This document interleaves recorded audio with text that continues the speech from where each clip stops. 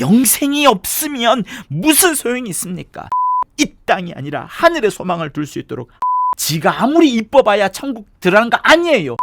찬송가 324장 주님 찾아오셨네. 1, 2, 4절 하겠습니다. 주님 찾아오셨네. 모시어 드리세. 가시관을 쓰셨네.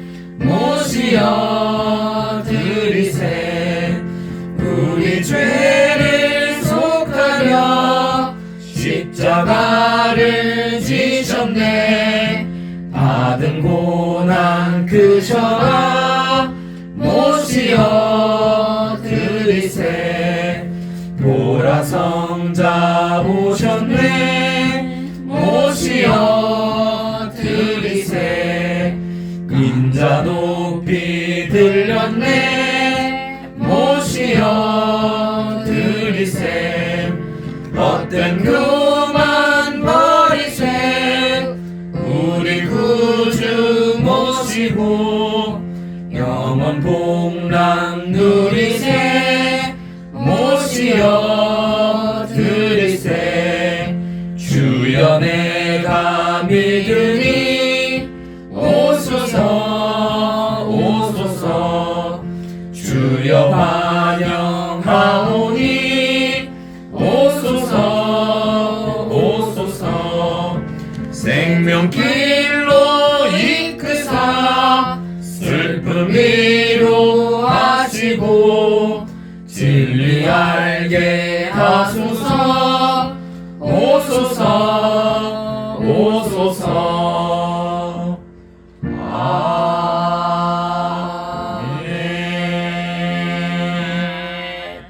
하늘에 계신 우리 아버지여, 이름이 거룩히 여김을 받으시오며 나라의 임하옵시며 뜻이 하늘에서 이룬 것 같이 땅에서도 이루어지이다. 오늘날 우리에게 일용할 양식을 주옵시고 우리가 우리에게 죄 지은 자를 사하여 준 것 같이 우리에게 죄를 사하여 주옵시고 우리를 시험에 들게 하지 마옵시며 다만 악에서 구하옵소서. 나라와 권세와 영광이 아버지께 영원히 있사옵나이다. 아멘.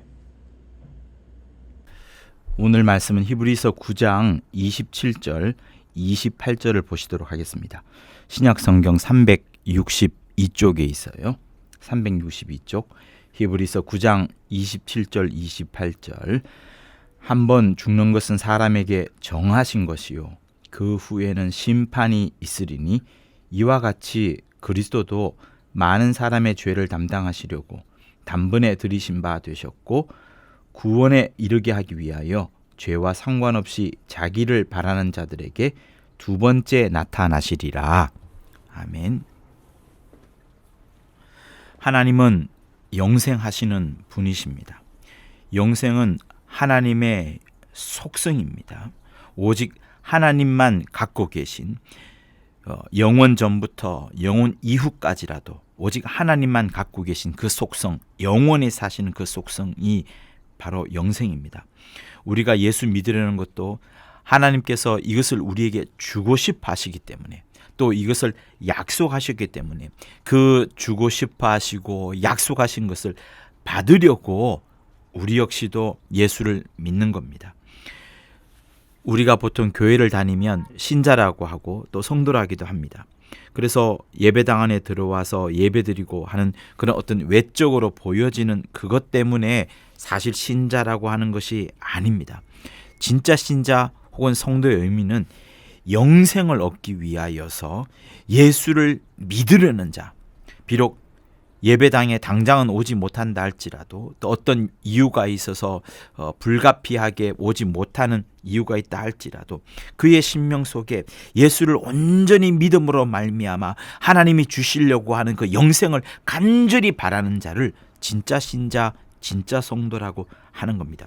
그러니까 도덕적으로나 윤리적으로나 어떤 그런 건전한 삶을 살고자 예수를 믿는 게 아닙니다. 무엇 때문에 믿는 거예요? 영원히 살고자, 영생하고자 그렇게 우리가 믿는 겁니다. 그런데 우리가 어떻게 하나님의 영생을 얻을 수 있나요? 하나님께서 그 유일한 방법으로, 그 유일한 통로로서 주신 것이 바로 독생하신 그의 아들 예수를 보내어 주신 겁니다.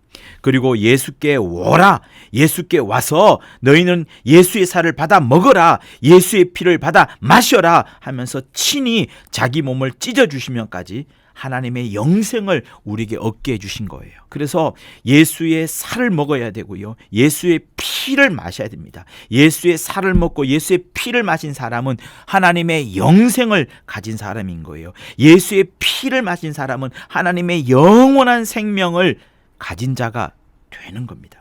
그래서 우리는 예수 그리스도의 피와 예수 그리스도의 살을 먹고 마심으로서만 하나님의 영생을 얻을 수 있게 되는 겁니다.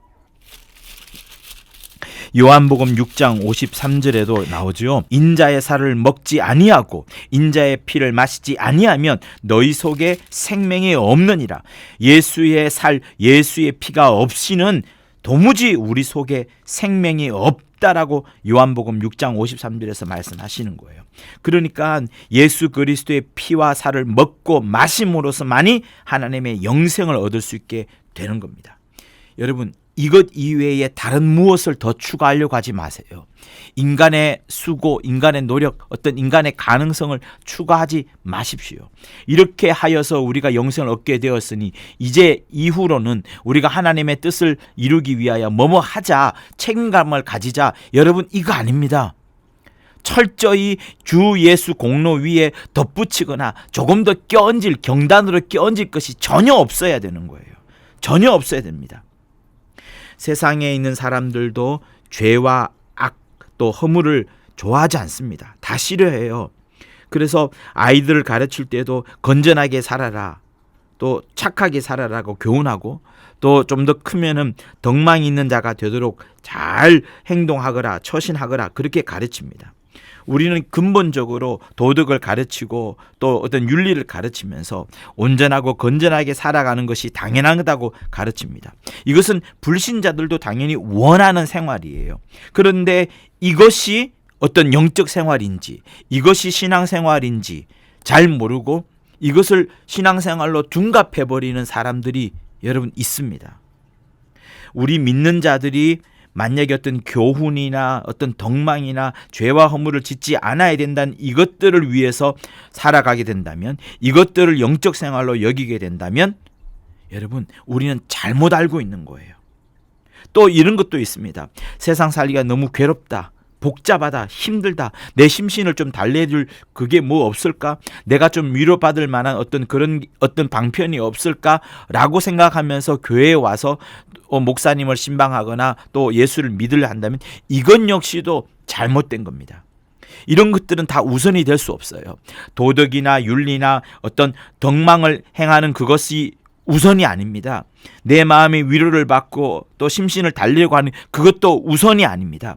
우리가 예수 믿는 것은 오직 하나님만이 소유하신 거, 하나님만이 갖고 계신 거예요. 그 하나님만이 갖고 계신 것을 우리에게 주시고자 너의 영생이 명령이다라고 말씀하실 정도로 영생을 가져라고 하시는데, 그것을 얻고자, 그것을 맛보고자, 그것을 소유하고자 우리가 예수를 믿는 거예요. 그러니 하나님의 아들께서 먼저 당신의 말로만 영생을 주겠다 하신 것이 아니라, 당신께서 먼저 십자가에서 고난을 받으시고 자기의 피를 쏟으시고 자기의 살을 찢어서 완전히 분리하면서 우리에게 먹고 마시게 하신 겁니다. 그렇게 당신의 죽음과 함께 완전한 체험으로서 당신의 영생을 우리에게 주신 거예요. 예수께서 먼저 그렇게 살과 피를 찢으시고 분리를 하시면서 우리에게 주시면서까지 완전한 체험으로 우리에게 주신 것이 주님의 영생인 겁니다. 그러니 이 영생의 가치가 얼마나 소중한 것이겠어요. 영생을 얻은 사람하고 영생을 얻지 않은 사람은 굉장한 차이가 있습니다. 어떤 차이가 있을까요? 우선 오늘 우리 본문에 중요한 말씀이, 힌트가 들어가 있어요. 한 번 죽는 것은 사람에게 정하신 것이요, 모든 사람이 죽는다는 겁니다. 운명처럼. 그리고 그 후에 또 다른 뭔가가 또 있어요. 심판이 있으리니 라고 말하면서 죽음과 그 이후에 심판에 대해서 말하고 있습니다. 결국 어떻습니까? 모두가 다 사실 죽지 않습니까? 믿는 자든 믿지 않는 자든 건강한 자든 부자든 다 죽습니다. 죽는 것이 운명입니다. 이 죽음의 길은 어느 누구도 피할 수가 없는 거예요. 오죽하면 하나님의 아들 예수께서도 죽음에 대해서 말씀하셨어요. 물론 그분은 죽으실 권세, 자기 자신이 내가 그냥 억지로 죽는 것이 아니라 죽으실 권세로 죽는다고 말씀하셨지만 역시 하나님의 아들 예수께서도 죽는 운명에 대해서 알고 계시는 거예요. 우리는 영적인 인간입니다. 우리가 영적인 인간이기 때문에 네피림하고 다른 중요한 이유가 뭐냐면 네피림은 죽음으로써 모든 것이 끝나버립니다. 네피림에게는 영이 없기 때문에. 그러나 우리에게는 영이 있어요. 육체가 죽음으로 말미암아서 끝난 줄 알았는데 우리 속에 영이 있어가지고 그 영 때문에 아직까지 끝나지 않은, 종결되지 않은 부분들이 있기 때문에 영적인 인간, 현대를 살아가고 있는 영적인 인간들은 네피림하고 다르게 또 달리 생각해야 되고 또 달리 고민해야 될 부분이 있는 겁니다. 바로 그게 그 이후에는 심판이 있으리니 하는 그 심판 때문이고, 이 심판이 있다라고 한다면 그러면 첫 번째 운명, 곧 우리가 죽을 때 어떤 죽음을 가져야 되는가를 고민하지 않을 수가 없게 되는 겁니다. 이 때문에 히브리에서 그렇게 말한 거예요. 한 번 죽는 것은 사람에게 정하신 것이다. 모두가 다 알지 않습니까? 그러나 사람들이 모르는 부분이 있어요. 그 후에는 심판이 있으리니라는 것을 더 강조하고 있는 겁니다. 그래서 심판이 바로 죽음 뒤에서 기다리고 있다는 사실을 잊지 마세요. 그래서 여기까지만 봐도 우리에게는 두 가지 운명이 있는 거예요. 육체의 죽음이라는 운명, 그리고 그 이후에 그 삶에 대한 심판, 이 두 가지 운명, 두 가지 길이 우리에게 떡하니 놓여 있는 겁니다. 그러나 여러분, 놀라운 일이 있어요. 예수께서 오셔서 인생의 이 두 가지 길을 새롭게 완전히 만들어 버리셨습니다. 이 두 가지 운명을 피할 수가 없는데, 죽음과 심판이라는 그 쫙 정해진 대로를 피할 수가 없는데, 예수께서 오셔가지고 니네들 그 달리고 있는 그 길을 점프하거나 아니면 뛰어내려서 내한테로 다가오라. 내가 길이요 진리요 생명이니 나에게로 다가와서 내 길로 걸어가라 라고 말씀하시는 것이 요한복음 14장 6절에 있는 예수께서 가라사대 내가 곧 길이요 진리요 생명이니 라고 말씀하시는 거예요. 길이 뭡니까? 첩경을 말하는 거예요. 빠르고 날쌘 첩자, 굉장히 빠르고 날쌘 첩자에다가 지름길 경을 붙여서 첩경이라고 말하는 겁니다. 다시 말하면 예수께서 길이라고 말씀하실 때는 예수의 길을 쫓을 때에는 정말로 빠르고 날쌔다는 거, 이 길이야말로 가장 제일 먼저 갈 수 있는, 도달할 수 있는 지름길이란 그 뜻이 내가 곧 길이요 진리요 생명이란 그 길의 뜻에 들어가 있는 겁니다. 그러니까 우리가 사람의 수고와 사람의 노력으로 해가지고 멀리 돌아가고 하는 그런 할 게 아니라 멀리 돌 필요 없이 가깝게 빨리 내질러 가버리는 그 통하는 길, 그 길이 바로 첩경이란 뜻, 내가 곧 길이요란 뜻이 되는 겁니다. 어찌 보면 이 길은 고속도로와 같이 굉장히 재빠른 길이 되겠죠. 누가? 예수께서 말해요. 예수께서 그렇게 내가 곧 길이요 진리요 생명이니 내게로 뛰어들어라, 내게로 점프하라, 내가 만들어 온 새로운 길로 너희들은 뛰어내려라 라고 하시는 이유는 너희가 더 이상 죽음과 심판의 길로 가지 말고 모든 인류가 갈 수밖에 없는 그 길로 가지 말고 내게로 뛰어내려 하는 그 이유는 바로 인간의 영혼 때문에 그런 거예요. 사람은 죽습니다. 사람의 육체는 죽으면 이제 소멸이 되고 흙으로 소멸이 되어 가겠죠. 그렇지만 그 인간에게 소멸되지 않는 게 있어요. 그것은 바로 사람의 영혼입니다. 영혼은 소멸되지 않아요. 육체가 죽으면 다 끝이라고 사람들이 다 말하고, 그래서 육체에 있을 때 자기 한껏 살고 싶은 대로 살지만, 그러나 실상은 그렇지 않습니다. 육체가 죽어 끝난다 할지라도 끝나지 않는 존재가 있으니 바로 영혼이 있는 거예요. 영혼이 있는 거예요. 우리가 잠을 잘 때 전혀 의식이 없어집니다. 손도 발도 냄새도 못 맡고 그냥 확 의식 없이 잠들어 버리죠. 근데 깨어나면 어떻게 돼요?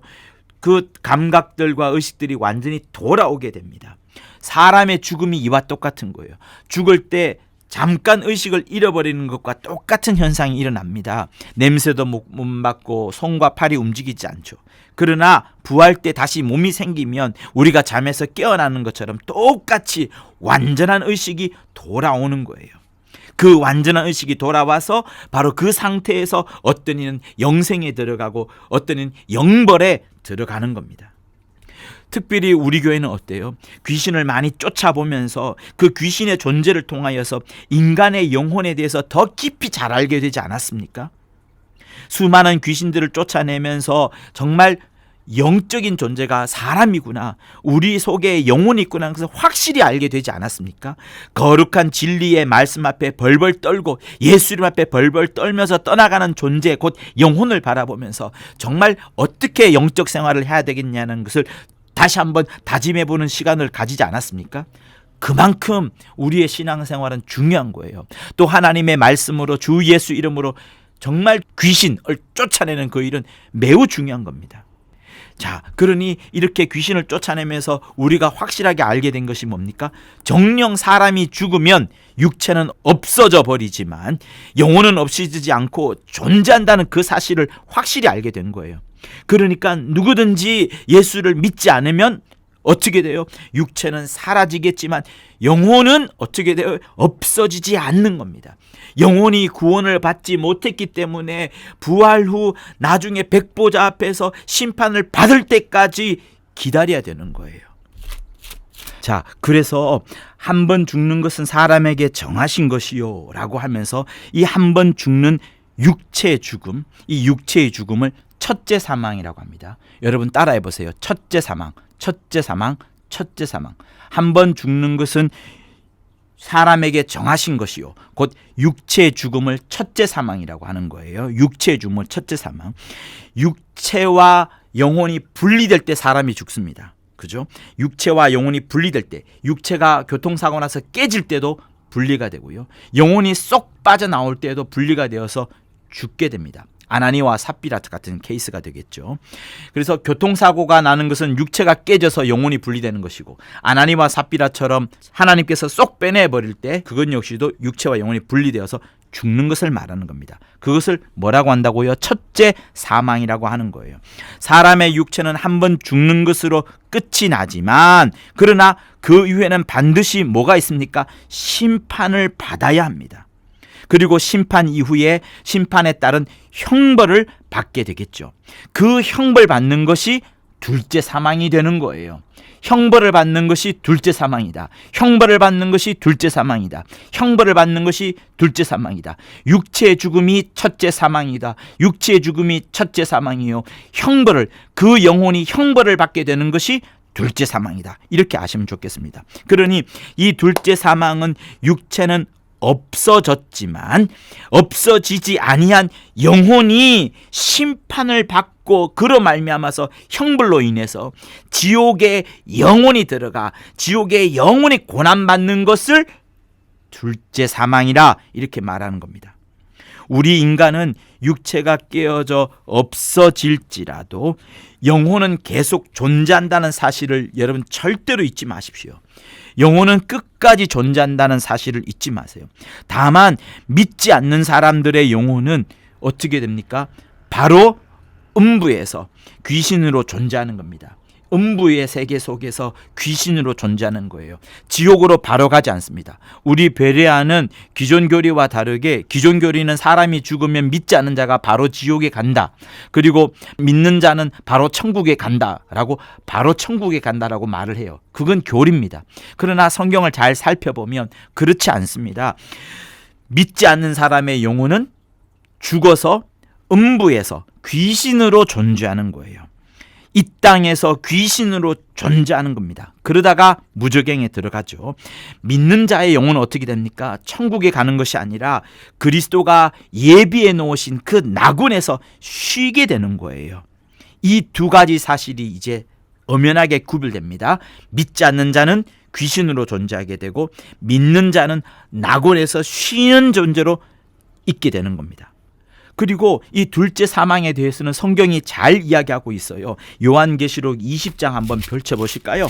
요한계시록 20장 우리 4절에서 6절까지 정말 이 말씀을 또박또박 잘 읽으십시오. 매우 중요한 사실들이 다 포함되어 있습니다. 요한계시록 20장 4절에서 6절 신약성경 419페이지. 또 내가 보좌들을 보니 거기 앉은 자들이 있어 심판하는 권세를 받았더라. 또 내가 보니 예수의 증거와 하나님의 말씀을 인하여 목배임을 받은 자의 영혼들과 또 짐승과 그의 우상에게 경배하지도 아니하고 이마와 손에 그의 표를 받지도 아니한 자들이 살아서 그리스도로 더불어 1000년 동안 왕노릇하니 그 나머지 죽은 자들은 그 1000년까지 살지 못하더라. 이는 첫째 부활이라.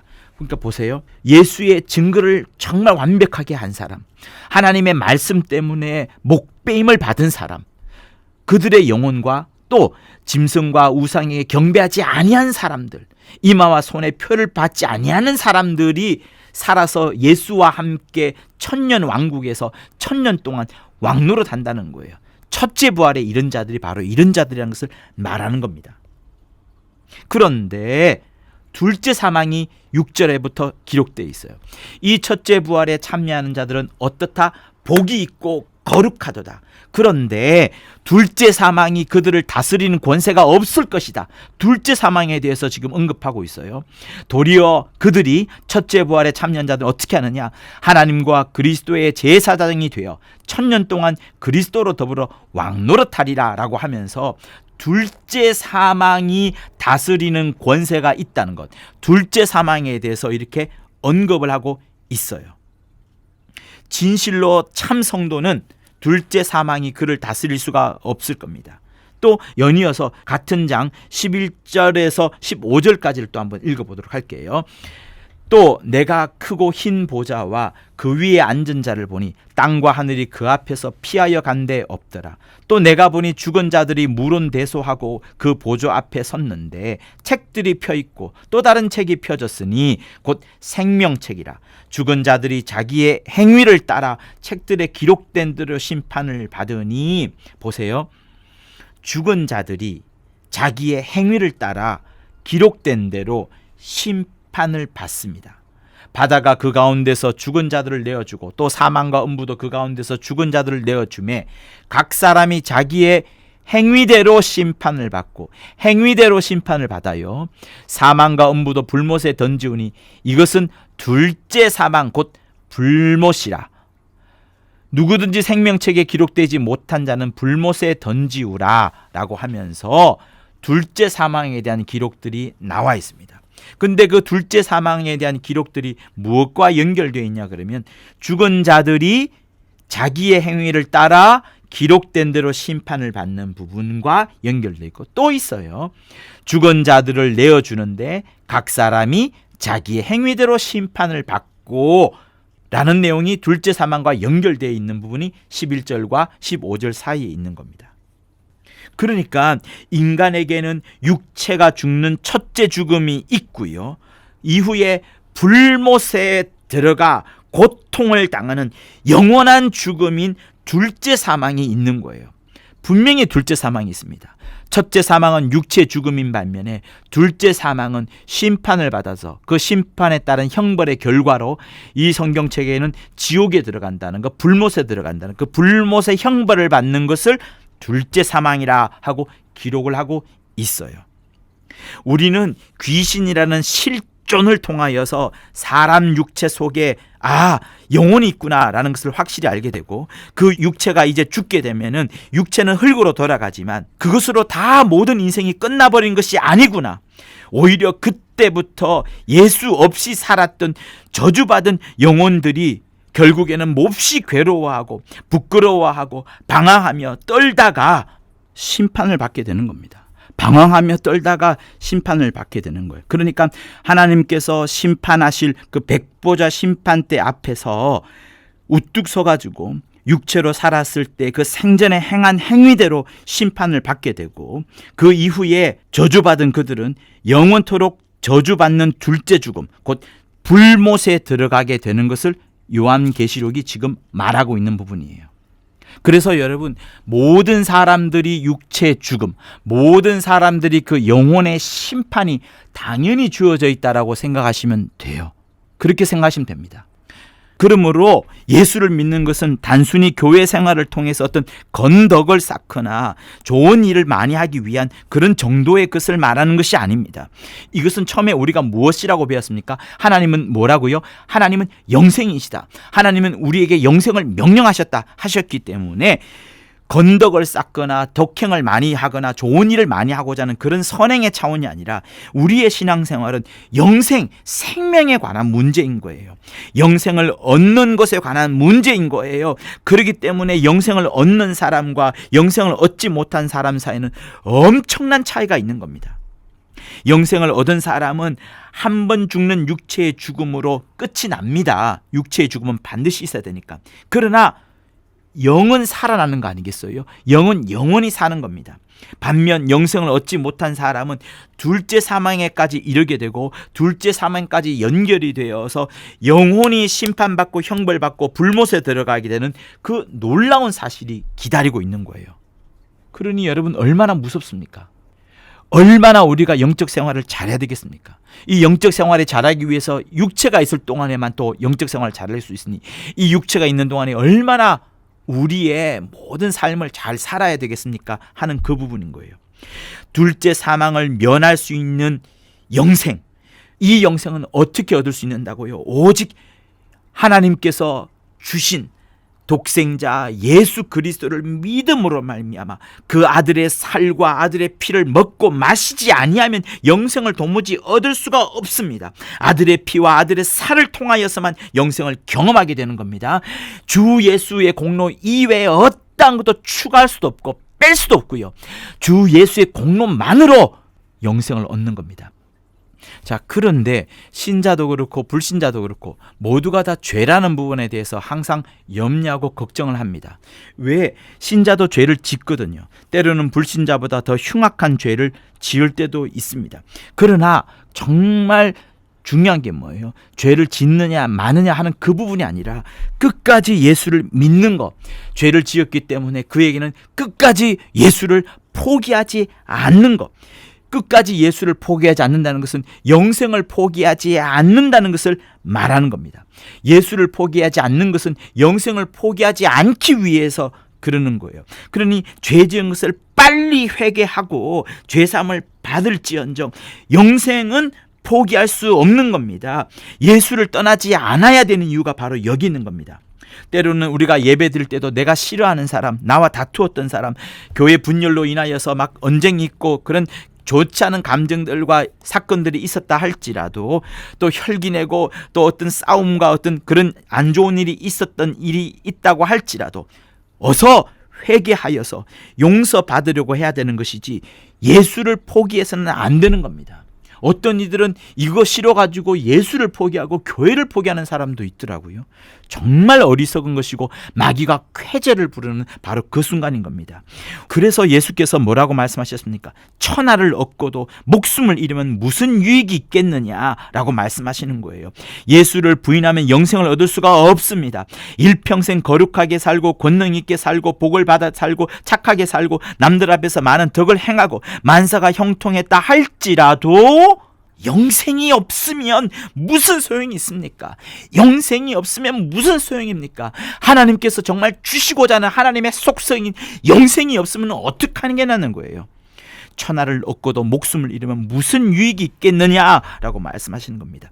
우리가 예수 믿는 이 일로 인하여 일평생 고난을 당할 수 있어요. 핍박을 받을 수도 있어요. 굶주림을 당할 수도 있어요. 저주를 받을 수도 있어요. 그러나 우리에게 주어진 이 하나님의 명령, 이 영생만큼은 포기하지 말아야 되는 겁니다.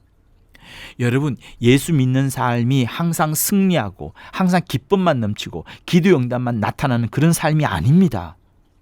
오히려 그런 사람은 하나님이 더 멀어질 수 있어요. 하나님을 더 의지하지 않을 가능성이 더 커집니다.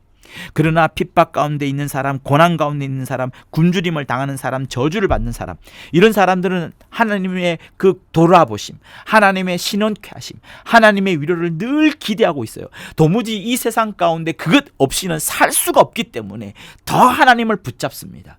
하나님은 누구를 더 칭찬하시고 누구를 더 안을 하시겠습니까? 바로 후자예요. 그러니 여러분 마음 가운데 늘 예수로 충만해야 되는 겁니다. 예수와 늘 가까이 하지 않으면 살 수 없는 그런 환경이 오히려 복된 환경입니다. 만사형통으로 모든 게 일사천리가 되어 있는 그 환경이 복된 환경이 아니란 말씀을 하는 겁니다. 아니란 말씀을 하는 거예요. 늘 이기는 것이 좋은 게 아닌 겁니다. 늘 차지하는 게 좋은 게 아닌 겁니다. 부족함 가운데, 굶주림 가운데, 고난 가운데, 핍박 가운데, 저주받는 가운데에 오히려 주 예수께서 더 가까이 우리 안에 함께 계심으로 더 큰 행복이 우리에게 나타날 수 있는 그것이 세상이 도무지 알 수 없는 하늘의 소망을 둠으로 인하여서 세상이 도무지 알 수도 없는 영원한 기쁨이 그 사람에게 있는 사실, 바로 그거를 말씀하는 거예요. 그러니 우리가 영생을 얻을 수 있는 이 믿음을 무엇으로 얻게 됩니까? 바로 예수를 믿는 그 믿음으로 우리가 얻게 되는 거예요. 그런데 예수 믿을 때 예수 이름으로 침례를 받습니다. 그때 어떤 일이 일어나요? 예수 그리스도의 죽음과 함께 연합을 하게 되고 예수 그리스도의 부활과 함께 연합을 하게 됩니다. 죽음과 연합, 부활과 연합을 하는 것인데, 그러므로 말미암아서 그 순간에, 침례받는 그 순간에 예수 그리스도의 공로를 덧입게 되는 거예요. 우리가 예수 공로회를 입는다는 것은 예수 믿는 그 순간에 우리의 모든 것을 완전히 그에게 의탁해버리고 자신의 공로, 인간의 모든 가능성, 인간의 모든 공의를 완전히 포기해버린 것을 말하는 거예요. 내가 육체로 할 수 있다 하는 모든 것, 육체로 자랑할 수 있는 모든 것, 심지어 내가 어떤 뭔가를 해야 되는 그 부분도, 신앙생활을 해야 되는 부분들이 많은데 그것을 다 이뤄냈을 때 그것이 충분히 나의 공로가 되고 나의 칭찬이 될 수 있습니다. 그러나 그것도 어떻게 된다고? 다 포기해야 되는 거예요. 언제? 예수의 이름으로 침례를 받을 그때에. 그래서 나는 오직 물 위로 올라오면서 그리스도의 공로만으로 살아가리라, 그리스도의 공로만을 자랑하리라, 그리스도의 공로만으로 충만하니라, 다른 어떠한 것도 내게 개입하지 못하도록, 사람의 어떤 가능성을 개입하지 못하도록 나는 오직 그리스도를 믿는 믿음만으로, 철저히 믿는 믿음만으로, 그리스도에 대한 공로만으로 충만하며 살아가노라라고 해야 되는 것이 진짜 믿음인 거예요. 그때에 우리의 모든 죄가 그리스도와 함께 그리스도 안에서 완전히 장사버려지는 것이고요. 그리고 나서는 그리스도 안에서 그리스도의 의로만 이제 부활하여 살아가게 되는 것을 말씀하시는 거예요. 그래서 저는 정말 주님의 공로가 중요하다는 사실을 늘 깨닫고 있습니다. 내가 잘할 수 있고, 또 내가 승리할 수 있고, 내가 이겨서 할 수 있고, 내가 뭔가를 잘 지켜내어서 사람들 칭찬받을 수도 있겠지만, 그런 것들은 주님의 공로에 비하면 사실상은 아무것도 아닙니다. 여러분, 다시 한번 말씀드리지만 주 예수 공로 위에 여러분의 어떠한 가능성, 공로, 여러분의 칭찬, 여러분의 아주 조그만 면류관도 얹으려고 하지 마십시오. 모든 경단은 쳐버리세요. 모든 위에 떡고물처럼 얹어버리는 거 다 버려버리셔야 되는 겁니다. 오직 주의 공로만으로 충만 또 충만해야 되는 거예요. 그래서 우리가 찬송가도 부를 때 그러지 않았습니까? 죄의 깊은 잠과 뜬 세상의 꿈을 어서 깰지어다 나의 친구여. 여러분, 죄의 깊은 잠 깨야 됩니다. 뜬 세상의 꿈 깨어나야 됩니다. 그래서 우리가 어떻게 돼요? 은혜 받을 날과 구원 얻을 때가 지금 온 세상에 선포되었네. 주의 그 사랑 한량없도다. 찬송할지어다. 뭐요? 예수의 공로, 주의 그 사랑 한량없도다. 찬송할지어다. 예수의 공로. 여러분, 주의 공로로만 충만해야 돼요. 주의 공로로만 충만해야 됩니다. 다른 것 말고 주 예수의 공로로만 주 예수의 공로로만 충만해야 되는 거예요.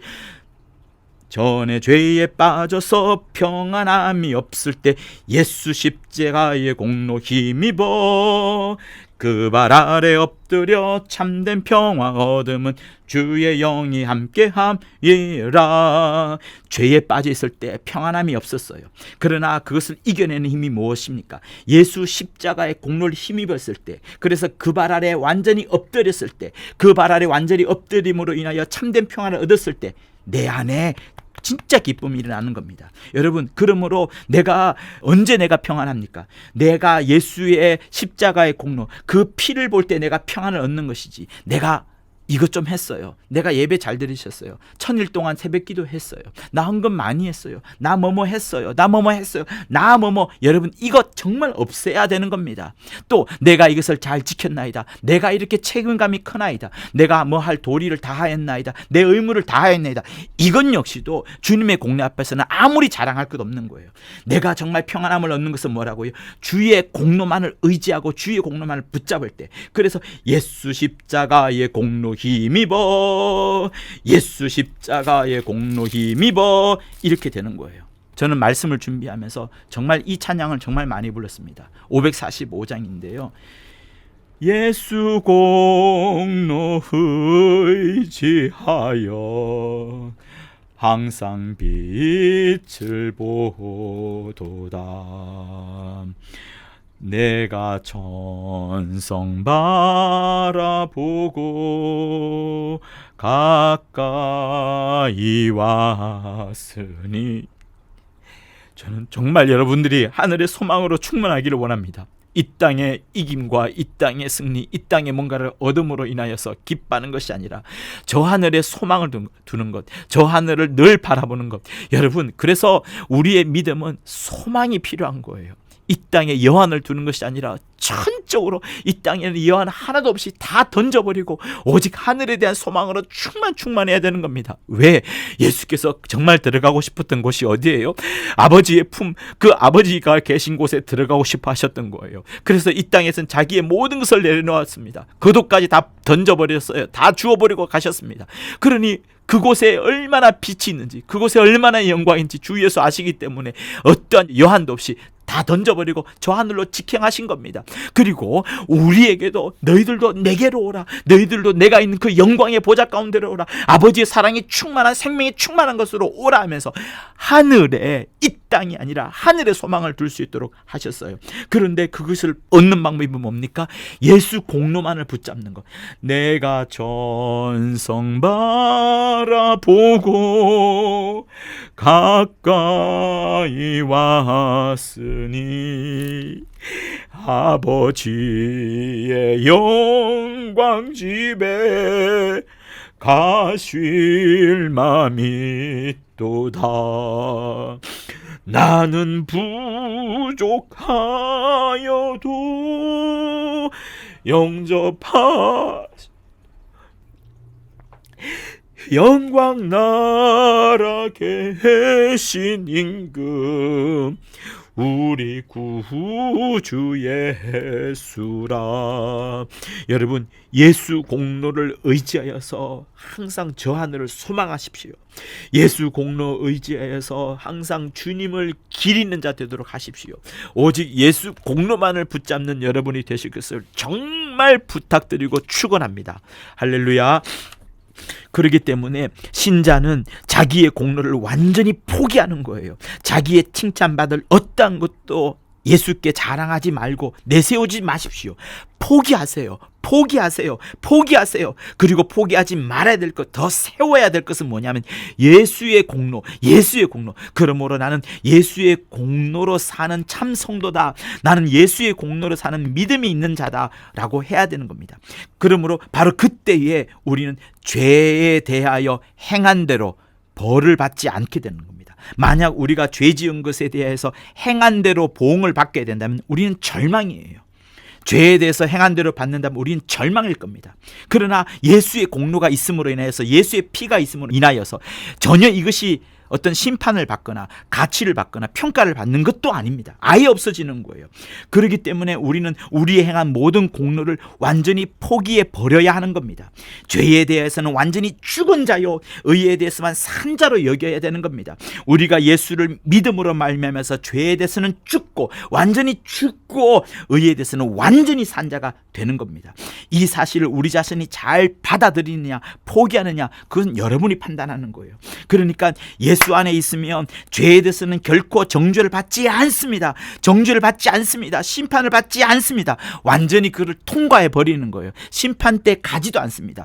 스스로의 공로를 살지 않으려고 완전히 포기해 버렸기 때문에 그런 거예요. 그런데 여러분들이 평가를 받고 판단을 받고 싶은 어떤 부분들이 있다 그러면 그 부분은 심판대로 옮겨지는 거예요. 왜 여러분들은 종의 영을 받으려 하십니까? 우리는 양자의 영, 아들의 영을 받은 자예요. 우리가 예수 믿음으로 말미암아서 양자의 영을 우리가 갖게 되었고, 양자의 영을 가지게 되었으니, 아들의 영을 갖게 되었으니 하나님의 아들이 되어서 친히 천국에 들어가는 겁니다. 아들이 무슨 평가를 받습니까? 아들이 무슨 심판을 받아요? 아들은 그냥 바로 하늘나라 들어가는 겁니다. 그러나 종은 어때요? 그가 일한 것에 대해서 해의 영광, 달의 영광, 빛의 영광, 그것이 상급이겠지만 그것을 받는 어떤 요청을 할 겁니다. 저는 열심히 일했으니까 달의 영광을 원해요. 저는 정말 더 열심히 했으니까 별의 영광을 원해요. 저는 저 사람보다 더 많이 일했으니까 해의 영광을 원해요 라고 종들은 막 외칠 겁니다. 그러나 아들은 그러지 않아요. 그런 거 필요 없습니다.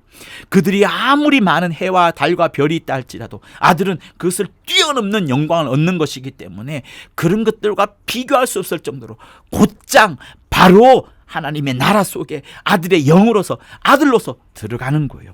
주님은 그래서 바로 우리에게 그것을 말하는 겁니다. 그러므로 너희는 자기의 공로를 주장하지 말고 예수의 공로를 주장하라, 이렇게 말씀을 하시는 겁니다.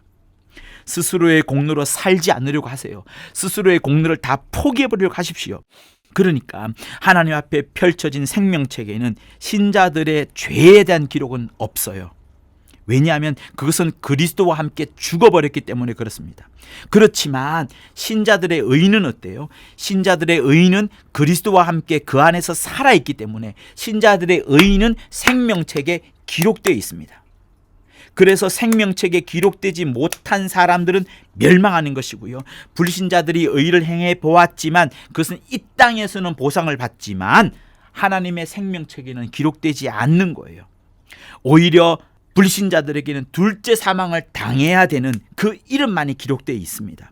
그러니까 우리가 얼마나 그리스도의 공로를 입으며 살아야 되는지 다시 한번 말해주는 거예요. 나의 자랑, 나의 공로로 살려고는 아예 하지 마십시오. 수고도 하지 마십시오. 노력도 하지 마십시오. 책임을 지려고도 하지 마십시오. 오직 그리스도의 공로만으로 충만해야 되는 거예요. 조금 전에 말했던 신자의 의가 생명책에 기록된다는 그 신자의 의는 신자가 잘한 부분을 말한 게 아닙니다. 신자가 뭔가를 열심히 한 부분을 말한 것이 아니에요. 신앙생활 열심히 하고 기도, 예배 등등 이런 어떤 세칙적인 거, 어떤 강론적인 걸 잘했다는 걸 말한 것이 아닙니다. 우리는 그리스도의 공로를 의지하는 그것이 어떠한 세칙들보다, 어떤 강론들보다, 예배 중에 어떤 모습들, 전도하는 모습들, 헌신하는 모습들, 금식하는 모습들, 구제하는 모습들, 이런 것들 뛰어넘어요. 뭐가? 예수를 더 의지했던 것, 예수를 더 기대했던 것. 그래서 여러분, 늘 우리는 공중혼인잔치에 신부로서 예수의 팔짱을 끼고 들어간다는 사실을 늘 잊지 마십시오. 신부의 손에 뭐가 잔뜩 있고 뭐 폐물이 있고 금반지가 있고 돈이 많고 이것 갖고 들어갈 수는 있겠지만 신랑의 팔을 껴야지 공중혼인잔치에 들어가는 거예요. 다른 어떤 폐물, 다른 어떤 귀한 거, 값진 거 아무 소용이 없습니다. 지가 아무리 이뻐봐야 천국 들어가는 거 아니에요. 신랑의 팔짱을 껴야 되는 거예요.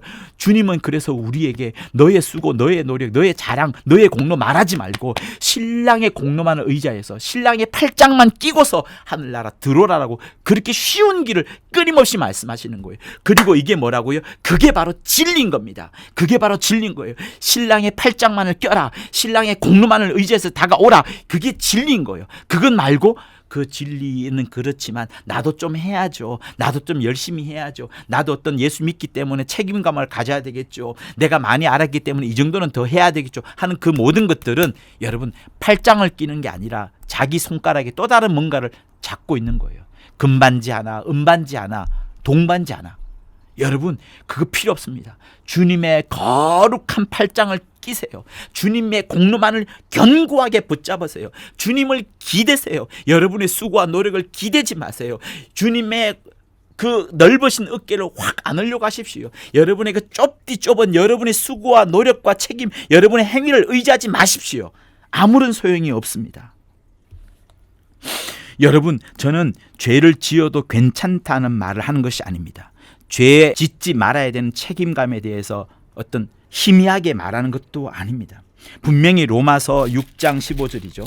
로마서 6장 15절은 그런즉 어찌하리요? 우리가 법 아래 있지 아니하고 은혜 아래 있으니, 율법 아래 있지 아니하고 은혜 아래 있으니 죄를 지을 수 있느냐? 그럴 수 없다. 법 아래 있다고 해서 죄를 짓지 아니하고 은혜 아래 있다고 해서 죄를 짓느냐? 아닌 겁니다.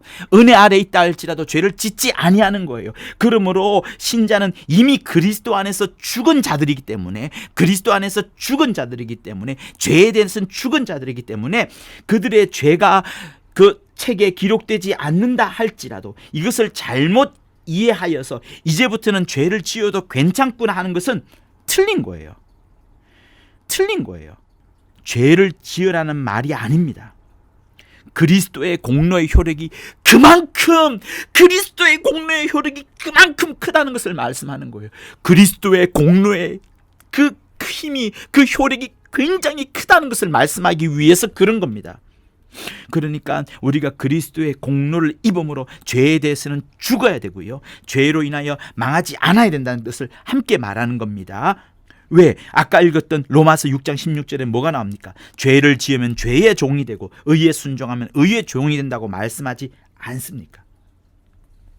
자, 그러므로 정리를 할게요. 인간의 육체는 믿는 자나 믿지 않는 자나 누구든지 반드시 죽습니다. 육체 죽음을 갖게 돼요. 그러나 두 번째 죽음이 있어요. 그 두 번째 죽음은 영의 죽음을 말한다고 말씀드렸습니다. 이 두 번째 죽음, 둘째 사망을 면하기 위하여서는 철저히 뭐가 있어야 된다고요? 그리스도의 공로를 힘입어야 되는 거예요. 나의 수고, 나의 노력, 나의 가능성은 조금 더 내미지 마십시오. 둘째 사망을 면키 위하여, 다시 말하면 첫째 부활에 완벽하게 들어가기 위하여 우리는 그리스도의 공로만으로 충만해야 되는 겁니다. 그래서 우편강도의 그 놀라운 고백, 그 놀라운 사건이 예수 십자가에 달릴 때 바로 우리에게 면면하게 보여주었던 겁니다. 오직 주의 공로로만 사는 자, 주의 공로로만 저 하늘에 능히 들어가는 여러분이 될 수 있었기를 예수 이름으로 부탁을 드립니다. 그러므로 인생의 대부분의 가는 길은 선악의 기준으로 가게 돼 있어요. 선악의 기준을 달리 말하면 율법 혹은 양심이 될 겁니다. 그러나 이 길로 가게 되면 어떻게 돼요? 반드시 심판이 있습니다.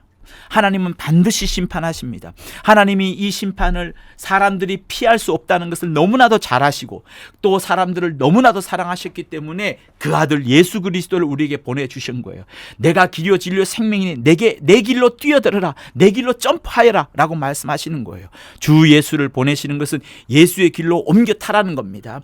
심판으로 빠질 운명, 심판으로 빠질 길에서 어서 예수의 길로 옮겨 타라는 것을 말씀하는 거예요. 그렇게 옮겨 타는 것은 쉬워요. 심판을 받지 아니하고 구원을 받는 이 쉬운 길을 왜 마다합니까?